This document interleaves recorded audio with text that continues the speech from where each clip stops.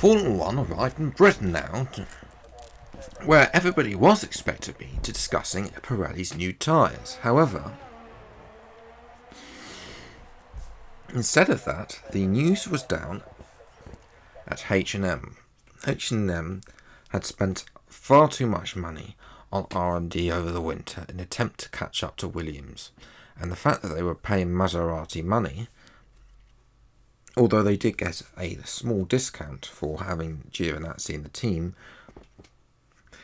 H&M could not handle their budget costs and subsequently announced they had sold the team. This gave everybody a problem, because not only did it mean that Maserati, who could have stepped in to help with H&M's spending costs, but didn't, but also with Ferrari. They now have Giovinazzi. The new team decided that Giovinazzi should not race for them. They decided that whoever would be fulfilling the second seat alongside Peter Harmson would not be a member of the Ferrari Driver Academy. First of all, they needed to sort out their new owners. Carlsberg had been mistreated, had felt they'd been mistreated by Red Bull. Their advertising position was behind Lufthansa, who, of course, the German airline, had signed a very big deal with Red Bull. And Carlsberg's deal with Red Bull, although seemed to be just as much in advertising revenue for the Austrian drinks company, unfortunately, Carlsberg felt that like they needed to go back to the team and saw H&M's demise as an opportunity. They decided that they would buy out 80% of H&M's share in the team. The other 20%, it turns out, had already been bought before Carlsberg had gotten. The Swedish airline, SAS, Scandinavian Airlines, had bought out 20% of the team as soon as H&M made the announcement they would be removing themselves from the sport. Subsequently, SAS had announced that they would be using the Swedish base, which operations had not yet moved fully from the Copenhagen base to the Stockholm base, meaning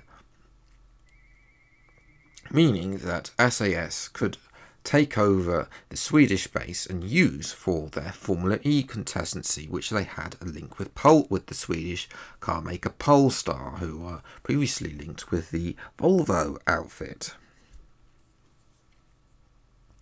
So in that case, Carlsberg and SAS merged together to create Carlsberg SAS Racing, together with some old sponsors including Clas Ohlson, Ericsson and so on. The team put together a white livery with some green backing and some blue sponsors for SAS. Meanwhile, in terms of the second seat, this became more clear. It turns out that Kimi Räikkönen had been looking to get out of the Alfa Romeo team for a while now. His good performances in the early part of the season had caught the eye of some other teams, and McLaren took action. They fired Carlos Sainz after his woeful performance over the past season and 4 races, and decided to hire in Räikkönen on a short-term deal. It was later revealed that Räikkönen had been loaned out from Ferrari to McLaren, and that Giovinazzi would be taking Räikkönen's seat at Alfa Romeo. This meant that Sainz this left Sainz without a seat.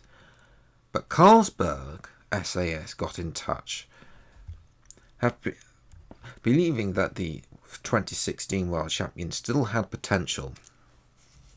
They signed a deal to sign the young Spaniard. However, due to a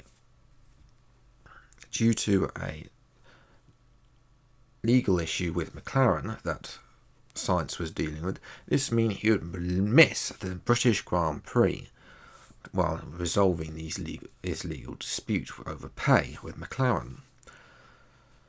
Subsequently, Carlsberg SAS needed a short-term driver and looked to Formula E. Formula E, of course, had a wealth of drivers and subsequently got in Pascal Wehrlein to race for the British Grand Prix. As it just happened, the German was actually in Britain on doing some promotion work. So that then, with everybody gaping at Carlsberg's new livery, people were forgetting about the Pirelli's new tyres, which were more degradable than the previous set, which meant that was looking like Williams had come off worse, and that teams such as Mercedes, Ferrari, both of which had bought upgrades, and then teams such as Carlsberg, who were waiting to see, and Renault, before making action, the Belgian Grand Prix, were all looking to have better tyre wear on their tyres. Take a look at today's grid, and Fernando Alonso took pole once again. Peter Hampson lines up alongside, hoping to thwart the Spaniard's progress. However, this is where it changes. Hamilton's Mercedes and Leclerc's Ferrari seem to have made progress up the field and start third and fourth. Valtteri Bottas confirms Mercedes back to the front. He starts P5. Sebastian Vettel for Red Bull shows that they have some pace in P6. Hülkenberg only 1,000th behind him in 7th. Sergio Perez are down in only in 8th place, disappointing job for the Mexican. Max Verstappen starts 9th, and Pascal Wehrlein starts 10th. Not bad for a man who hasn't been in the car this year at all. Outside the top 10, it's the two Renaults, with Gasly getting the better of his teammate Ricciardo. On the 7th row was also the two McLarens, Norris getting ahead of Raikkonen, although Raikkonen is his first race in the McLaren, so I need time to get used to. Stoffel Van Dorn, not a bad job, he starts 15th, and Tony Giovinazzi is 16th on his return to Alfa Romeo. Luca Giotto starts 17th ahead of Nick de Vries, and 18th de Vries to be ahead of more experienced teammate Magnussen, who starts down in 19th place, and Antonio Fuoco is once again the last man on the grid. So now it's time for the race of today's British Grand Prix.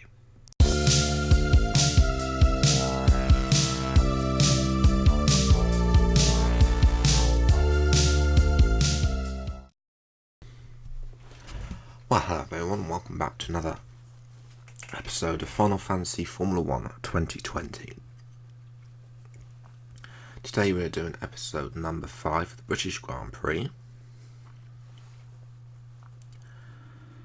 And of course, Britain hasn't been a track that's been very successful for me in the past. But obviously we got a new team here today. H&M unfortunately couldn't handle the R&D rate, so they decided to sell up. Carlsberg are back. They've gone for a slightly darker green than we did have on the car last season. You should have some space going into the first corner, so try to keep it tidy. Thank you, Jeff. So yes, we got these dark green thing. It's sort of a livery that was put together in the last 5 minutes, as you'd probably expect from a team. One thing you should note is that my number is not the correct. We've got rain at the end of the race. Again, it's going to be like that rain is going to be about as accurate as the BBC are giving you a weather forecast. Lights out the way, good. It's a great start. Going to get this away from Fernando Alonso. We're going to take the lead of the British Grand Prix. Oh, and Alonso made contact at the start as well. Let's have a look from Fernando's point of view. So he goes into turn 1, takes a wide line, and no, that's not unclear. Well, he goes into Valtteri Bottas there. So the Finland's definitely got some front wing damage, and that will probably mean he'll be down the order again, not getting any luck. He tried to turn in. They need more spatial awareness, the AI in this game. Yes, moving on, you can see that Lewis Hamilton is trying to overtake us. This is good for Mercedes. Obviously their new upgrades work. In actual fact, Lewis Hamilton is getting very aggressive through Beckett, and we're just going to cut him off. But this car is not suited this track. I'm not suited this track at all. You can see there Pascal Wehrlein and Valtteri Bottas is into the pits. He's not had a great season at all. I think 3 retirements in 4, and now he's coming into the pits for another front wing. You see here Alonso has fallen the way behind Nico Hülkenberg,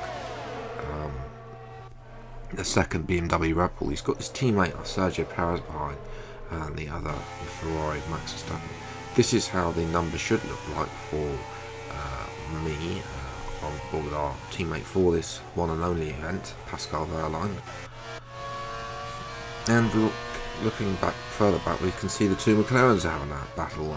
Norris on the mediums though, so he's going longer than his teammate Raikkonen.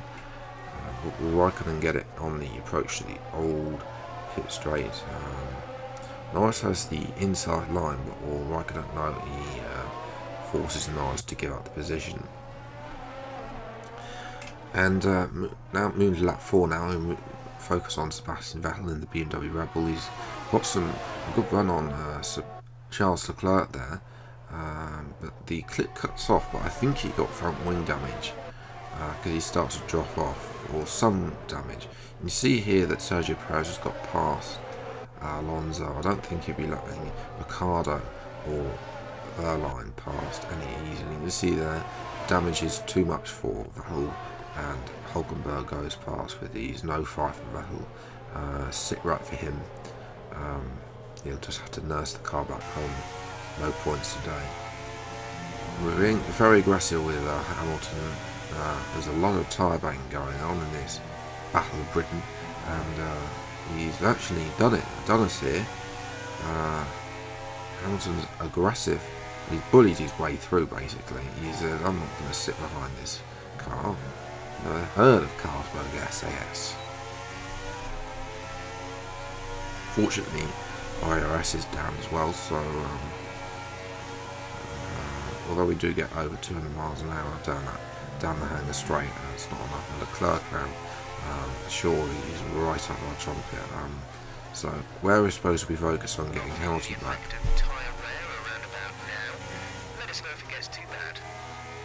And Leclerc goes down the inside. Yes, one thing I forgot about at this point was the rain. I potentially should have tried to balance it and go for the mediums, maybe. Because the hards are just all woeful tyre. I wouldn't recommend them. As we go down the inside, Charles Leclerc with DRS. Easy move, cut him out, and back up to P2. You see that Hülkenberg now is having a go at Leclerc now, so the Ferrari are not there yet with their package. Clearly Red Bull getting closer, although Hülkenberg misses out here as we are the understeering moment again into Maggots and Beckett's. We have got upgrades on the way though, so we don't have to worry about the engine of course, because that's being managed by Renault now. Although you won't see any sponsors from Renault on this car. You can see there though that Hülkenberg is pushing. He wants second place. I think Vettel could have been up there if he hadn't got damaged, but you can see there that Sebastian has fallen back.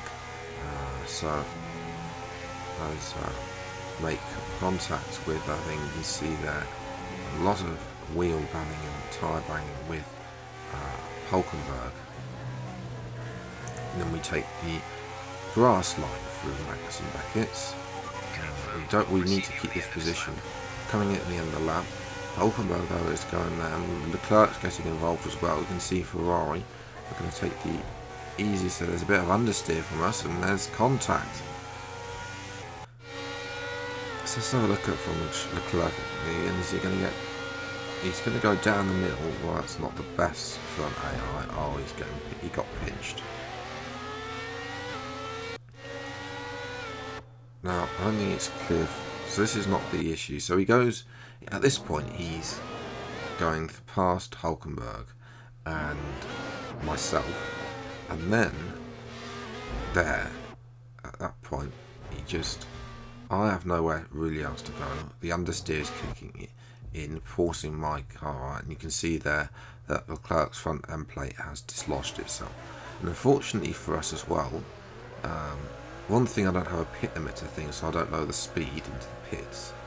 And two, I had sustained some front wing damage in there somehow, or from earlier, and I think from Alonso actually earlier.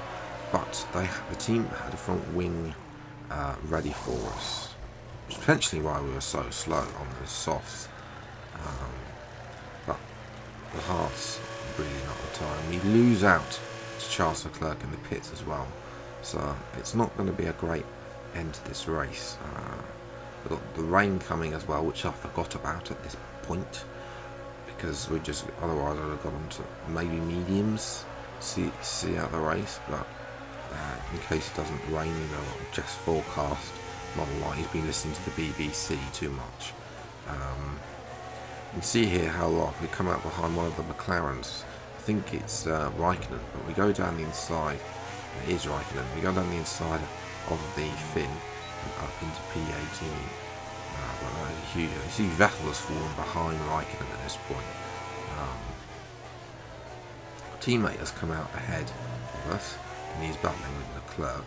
Then we got Bottas and the two Williams who need to make another stop. You can see there that Verline's getting Leclerc a run for his money. I mean, he's not a slow driver, Verline, but unfortunately for Verline, his pace, he's not quite as used to the car as I am. So we managed to go down inside and take the position away from Pascal. But meanwhile, up at the front, Lewis Hamilton leads. There's a couple of people yet to stop, such as Jaguar Nick de Vries and the Alfa Romeo of Antonio Fuoco. Hulkenberg is fourth, and Verstappen is now fifth. You can see that Vettel is not having a great race. He's tried too much aggressive.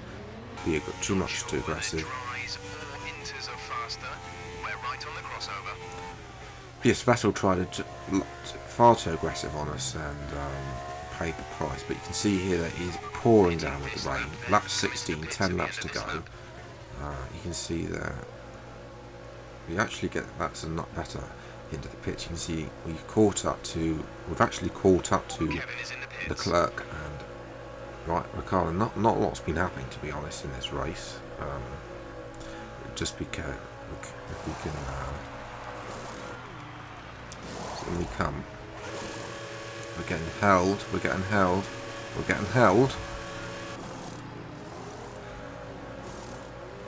Bad time to come in now. We lost big time. 2.7 stop is about normal for the team that we were with in Grand Prix mode. They're always a bit slow in Grand Prix mode. I don't know why. But out we come. We're still in P7, but I think if we hadn't been held, we could have been a lot closer to Leclerc. And now we're on the intermediate tyre. We're not really going to have a great time, because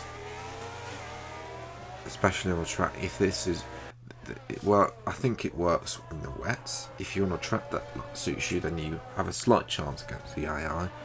But if you're not on a track that suits you, then like this one does not suit my driving style. You can see here we're going side by side through Maggots and Beckett's through one of McLaren's. I think it was Norris. I think has lost out partially into the path of again the AI far too aggressive on this year's game, as they have been on last year's game. And that was the race. To be honest, it was a very boring end. I couldn't catch Ricardo on these tyres. Ricardo got overtaken by Leclerc in 5th place. So it's going to be no points on Carlsberg return to Formula 1. We'll have to work on this. There'll be some upgrades to come for the next event, which will be in Belgium, a race that we won last year. So yes, there will be some upgrades. Hopefully we can get them on the car as quickly as possible, and then we can look forward to improving the team. But Hamilton won from Verstappen in the end. Hülkenberg got a podium for Red Bull. Perez managed to somehow finish 4th by going soft and then into intermediates. Leclerc 5th and Ricciardo finished 6th. Vettel recovered to 8th in the end. Outside the top 10, we got Stoffel van Dorn in 11th. Giovinazzi was 12th. Gasly, poor day for the Frenchman, only managed 13th. Bottas suffered 14th, although he did get the fastest lap. Alonso struggled, 15th place on the grid. He got caught out by the rain because they didn't see it coming. Luca Giotto 16th, Fuoco 17th, Magnussen and De Vries last. In terms of the Drivers' Championship, Alonso still leads. Perez only gains 3 points. Myself, nothing. So all gains are made in 4th. Leclerc, Hamilton and Ricciardo. Verstappen as well, moving up the field. Vettel failed to score, and Norris, with Hülkenberg now moving into the top 10. So we'll need to score more points, basically, if we are going to get...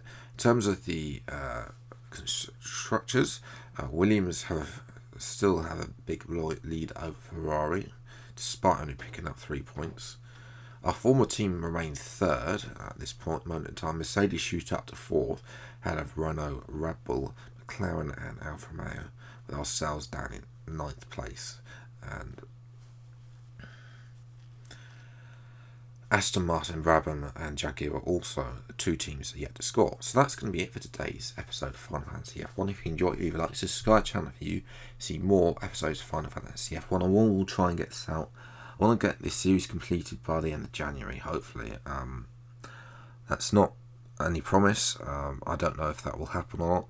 But yes, I will be getting some more episodes recorded over the next couple of weeks and then hopefully get them out on the channel. But until the next VR, it's time, take care. Thank you so much for enjoying today and goodbye.